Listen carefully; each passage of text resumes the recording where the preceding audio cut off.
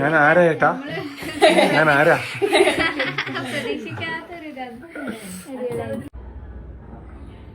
അപ്പൊ അമ്മ വന്ന് ഏട്ടന്റെ എല്ലാരും വന്നിട്ടുണ്ട്.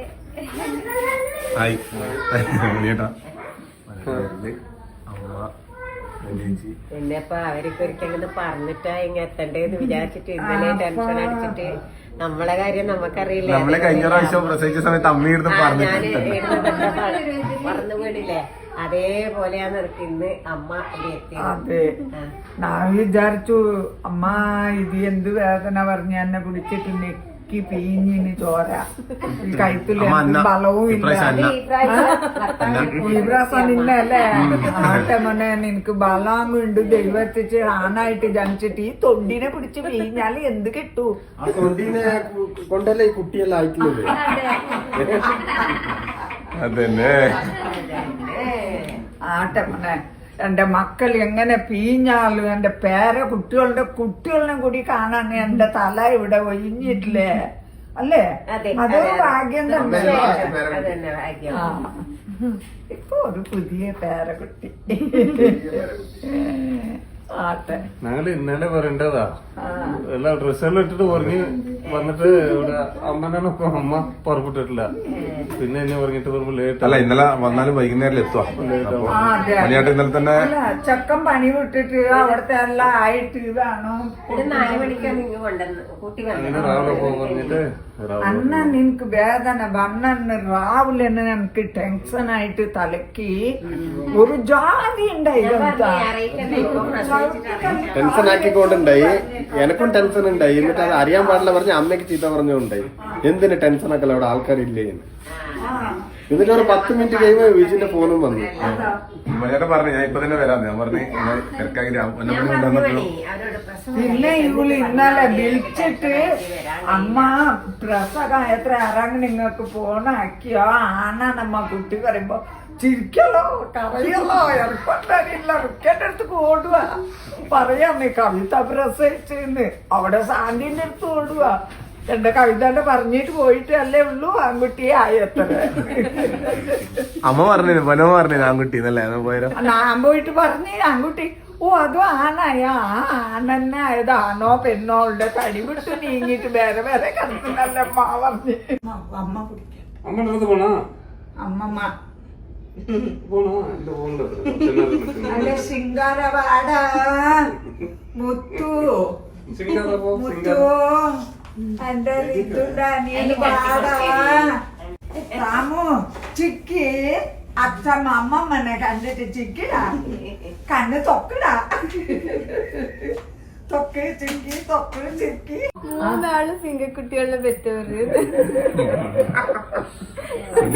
അമ്മ ഇത് ചെറിയ സിംഗോ, കുട്ടി സിംഗോ. കുട്ടി സിംഗോ എത്ര മണിക്കാ മണിയായിട്ട് പുറപ്പെട്ടെ? 6-7 മണിക്ക് പുറപ്പെട്ടു. അമ്മന്റെ അവരുടെ കാലത്തില് ആണായി, അപ്പൊ പെണ്ണാവട്ടെ പറഞ്ഞിട്ട് 4 ആൺകുട്ടികളായി. അപ്പൊ ഗവൺമെന്റ് കട്ടുപാടൊന്നുമില്ല, 5ാമത്തതാ പെൺകുട്ടിയായി. അപ്പൊ അത് മാത്രം കവിത ആക്കിക്കോ, കട്ടുപാട് ഉണ്ടായി. 5ാമത്തെ പെൺകുട്ടിയാവും. മോനെ ഈ കാലത്തിലുള്ള മക്കൾക്ക് 2 മതി. മുമ്പെന്ന് പറഞ്ഞാല് ഇവള് പറഞ്ഞങ്ങനെ മുമ്പത്തെ ബലമുണ്ട് നിങ്ങൾക്ക് ഇവള് പറഞ്ഞേന്ന്.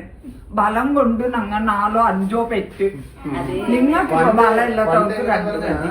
തിന്നാനേ ഗതിയില്ല, അത്ര ആർക്ക് തിന്നാനില്ല. കുട്ടികളെ മാത്രം 5, 6, 7. എങ്ങനെ അറിയോ?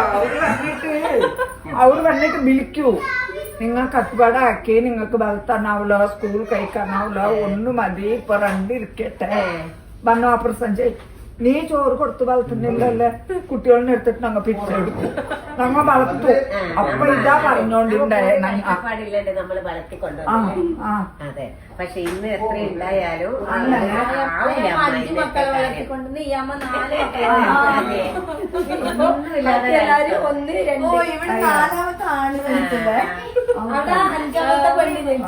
അമ്മ ആണിന് വേണ്ടി കൊച്ചു ഞാൻ ഇപ്പൊ കൊതിച്ചത് ആണിന് തന്നെയാ.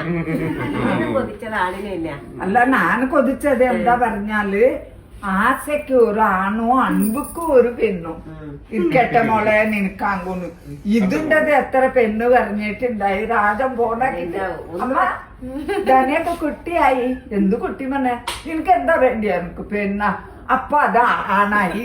ഇത് ഇങ്ങനെയാ പറയുക. അങ്ങനെ ഞാൻ ജനിക്കുന്ന സമയത്ത് പെൺകുട്ടികളുടെ തുണിയെല്ലാം എടുത്ത് വെച്ചിട്ടുണ്ടായിരുന്നു. തുണി പിന്നെ പേര് മാളികപ്പുറത്തമ്മ. അതുകൊണ്ടാണ് മണികണ്ഠാന്ന് പേരിട്ട് അല്ലേ?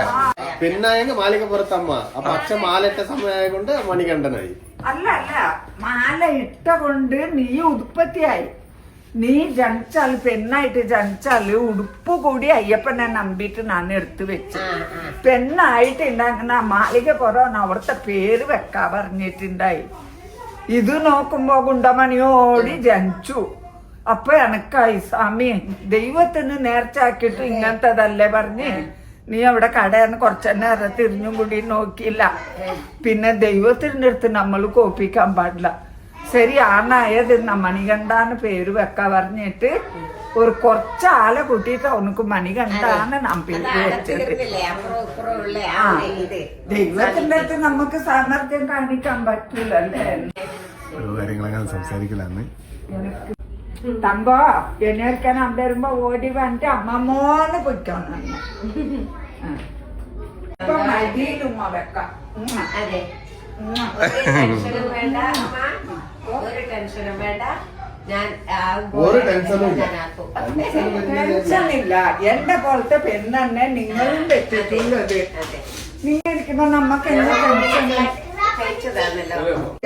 അമ്മക്ക് കാല് വേദന പറഞ്ഞ് നിന്നിട്ടുണ്ടെങ്കിൽ എന്റെ മനസ്സാരൂല. പോയിട്ടുണ്ടായി നോക്കിട്ട് വരാറുന്നു. ഇപ്പൊ ഈറ്റുകളുടെ കൂടെ എന്നെയും അവര് വലിച്ചിട്ട് വന്നതിന് ഒന്നായിട്ട് മനസ്സ് സമാധാനമായി. പിന്നെ നിങ്ങൾ ഉള്ളതുകൊണ്ട് പേടിയുമില്ല. ഞാൻ എന്റെ മോളായിട്ടും എന്റെ മക്കളെ അനിയത്തിയായിട്ടും ഒക്കെ കൂടെയുണ്ട്.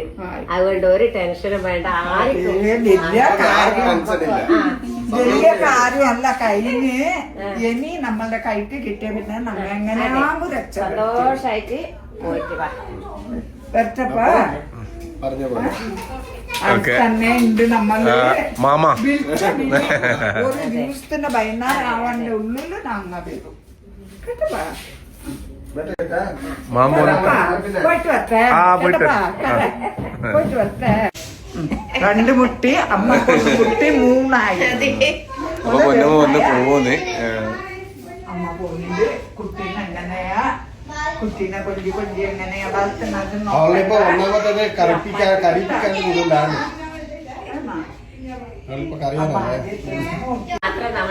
സന്തോഷമായി ഇത്രക്ക് എത്തി.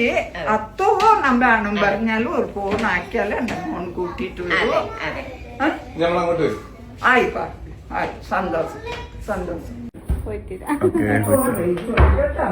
സമാധാനത്തിൽ ഒന്നുമില്ല. അമ്മ സമാധാനത്തിൽ നിന്നും ഒരു പ്രശ്നമില്ല. അവരില്ല കാര്യമില്ല എല്ലാം പറഞ്ഞു. നമ്മളില്ല ഒന്നും ഇപ്പൊ എത്ര സമാധാനമായി. ഞാൻ കൊണ്ടാക്കി എന്നാ പോയിട്ട് ലിഫ്റ്റിൽ പോകുന്നതായേ. അപ്പൊ നമ്മള് വീട്ടിലേക്ക് പോവാൻ നോക്കുന്നതിന് ഡിസ്ചാർജ് ആയി. അപ്പൊ ഭാവിയിലെ കാര്യങ്ങളെല്ലാം എന്നോട് പറഞ്ഞു തന്നിട്ടുണ്ട്. അതിന്റെ കാര്യങ്ങളും അതുപോലെ കുറെ മരുന്ന് ഗുളികെല്ലാം ഉണ്ട്. അപ്പൊ ഇനി കണ്ടിന്യൂ ചെയ്ത് ഇങ്ങനെ കാണിക്കാൻ ഇനി 2 ദിവസം കഴിഞ്ഞിട്ട് വരണം. അതെ, വലിയ ബുദ്ധിമുട്ടൊന്നും ഇല്ലാണ്ട് നമ്മൾക്ക് ആയി. അതുകൊണ്ട് നമ്മൾ ഇന്ന് നാട്ടിലേക്ക് പോലാന്ന്. ആദിത്യ മൻസൂറ. നമ്മള് ഡിസ്ചാർജ് ആയി നമ്മളിവിടെ ഇറങ്ങാൻ പോകുന്നു. കുറെ പേരും കാര്യങ്ങളുണ്ട്. നമുക്ക് പോകാം. നമ്മൾ 2 ദിവസം കഴിഞ്ഞിട്ട് വരണല്ലേ. അങ്ങനെ നമ്മള് വീട്ടിലേക്ക് പോക്കായി. റൂമിൽ നിന്ന് ഇറങ്ങുമെന്ന്.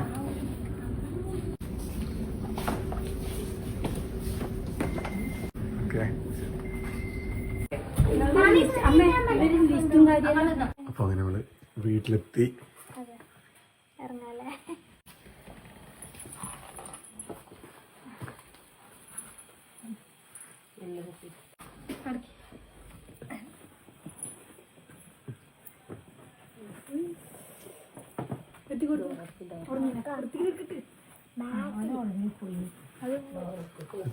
ഉറങ്ങിപ്പോയി. ഇത്തിക്ക് വാവേ വാ.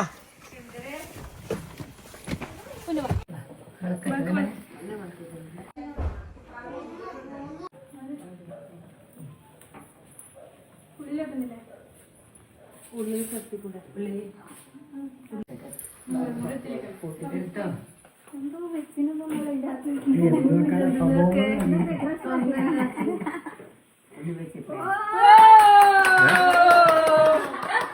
ഏതാ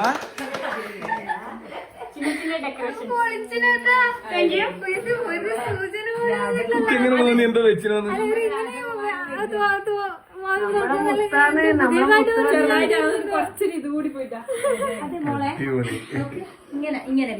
വെൽക്കം പോയി അബിയായിരിക്കല്ലേ ഇതിന്റെ തല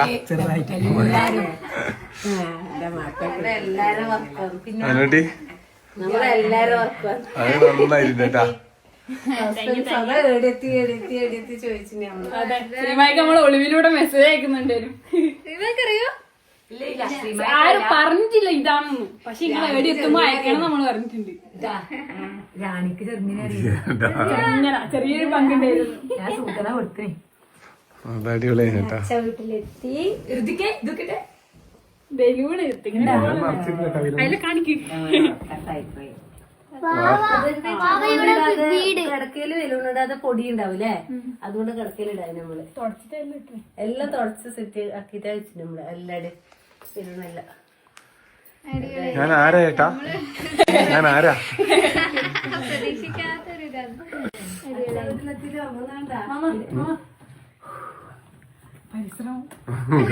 അതിന് മാത്രം ഉണ്ട് കേട്ടാ. ഇത് നല്ല രസമായിരുന്നു കേട്ടാ. എനിക്ക് ഇഷ്ടപ്പെട്ടു.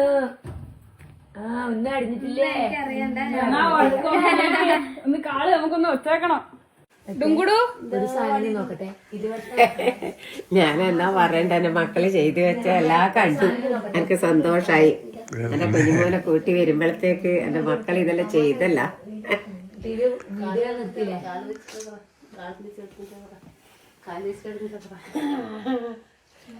ഇത് ചൂട് വേണം, നല്ല സുഖമായിട്ട് ഉറങ്ങാതെ പൊതുവെ നീക്കാൻ തുടങ്ങും.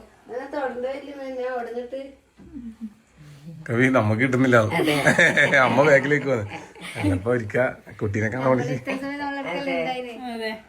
കുറച്ച് നമ്മള് ഇനി നമ്മക്കെന്നേനു നമ്മക്ക് ഇവരെല്ലാം എപ്പം വരുവല്ലോ നമ്മക്കാണ്. നിങ്ങള് നല്ല നേർക്ക് നോക്കിക്കോ, നിങ്ങളിപ്പം പോന്നില്ല ഞാൻ വെള്ളം തിരിച്ചു നോക്കാം കേട്ടാ. എങ്ങനെയാ പ്ലാൻ ആക്കിയേ? അല്ല നമ്മള് ഇത് സംഭവം എന്ന് പറഞ്ഞാല് ബെല്ലുമേന്റെയോ അമ്മേന്റെയോ ഐഡിയ എനിക്ക് ഇങ്ങനെയുള്ള ഡെക്കറേഷൻ ഒക്കെ എന്നാലും ഉണ്ടായിരുന്നു പറഞ്ഞു. അപ്പൊ നമ്മള് സാധനം എല്ലാം മേടിച്ച് ബലൂണ് കുറച്ച് കളറേ കിട്ടിയിട്ടുള്ളൂ. എന്നിട്ട് നമ്മൾ എന്ത് ചെയ്തു, പച്ചയും ചുവപ്പും അങ്ങനെ ബലൂണും കുറഞ്ഞു പോയോണ്ട് മേടിച്ചത് ആദ്യം രണ്ടാമത് പോയിട്ട്. എന്നിട്ട് അങ്ങനെ വെച്ച് പിന്നെ മറ്റേ സാധനം വെൽക്കം പോയി നല്ലത് സെറ്റാക്കി. അതിനാണ്